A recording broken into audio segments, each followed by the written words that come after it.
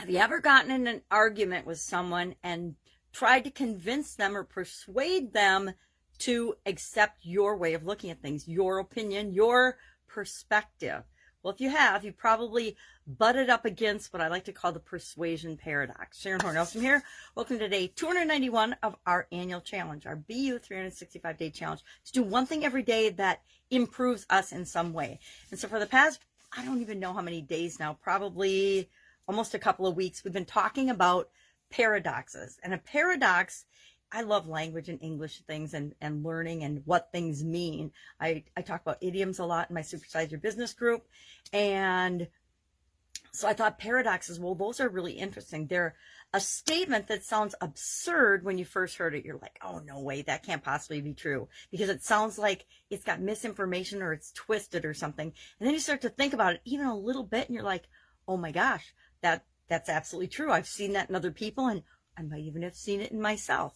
Well, this is one I've definitely seen in myself. I call it the persuasion paradox because it's about arguing and trying to convince people of your point of view. Let me grab my magnifying glass and I will read it properly for you so I don't mess it up. It says, the more you try to argue with someone, the less likely you are to convince them of your perspective. So the more you fight with somebody, and if you've ever commented on social media and even not shared your opinion, especially when it comes to politics, religion, different social topics, I can think of like dozens of them. And every once in a while, I'm human and I will slip and someone will say something that is so diametrically opposed to my core beliefs and my values. I will comment. I try to comment in a nice, kind way. But every once in a while, people take it and it comes off a little tweaky, right? Or a little bitchy.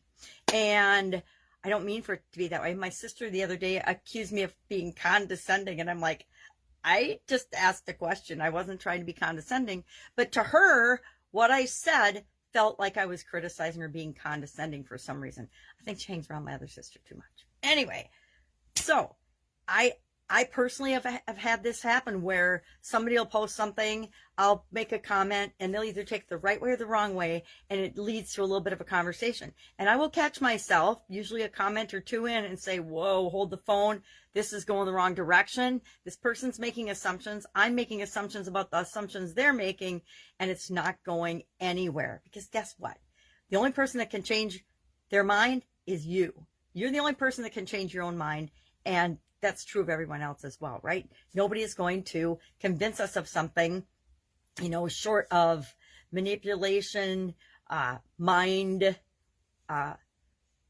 or brainwashing, or, different strategies and techniques that are really immoral and unethical, but we're seeing them used all the time, right?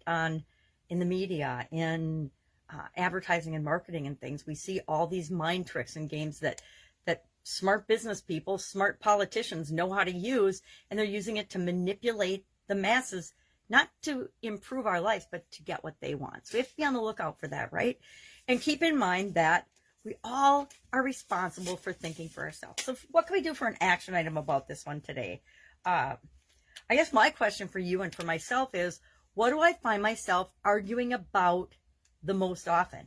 And if I'm really honest, I find myself personally arguing the most for my own limitations, for why I can't do something, why something isn't working, why something isn't where I think it should be yet.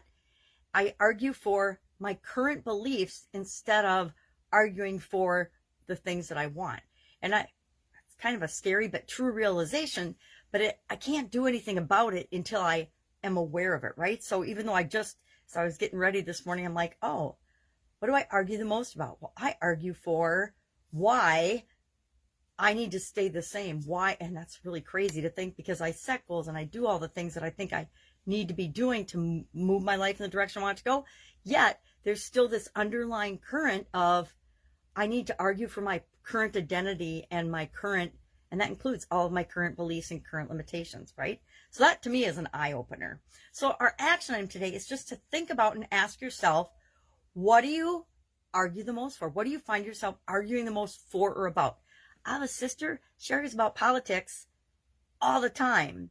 And then, the rest of us don't really have much to do with politics, but We definitely don't argue about it. But another one is just sucked into the whole online social media political game. And I call it a game because it's not a game that most people are set up to win. So what do you argue for or about the most in your life? Maybe it's money.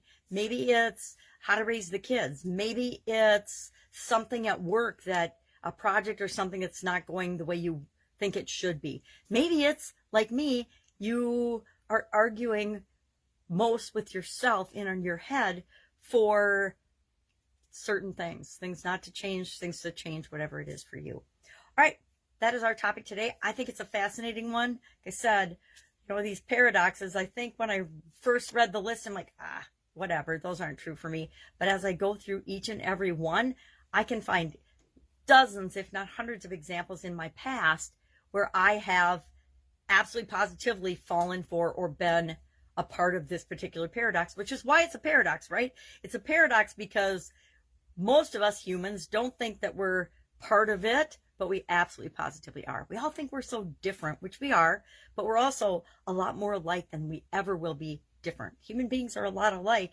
no matter what. So have an awesome day. Any questions, hit me up. Otherwise, I'll be with you tomorrow. Bye.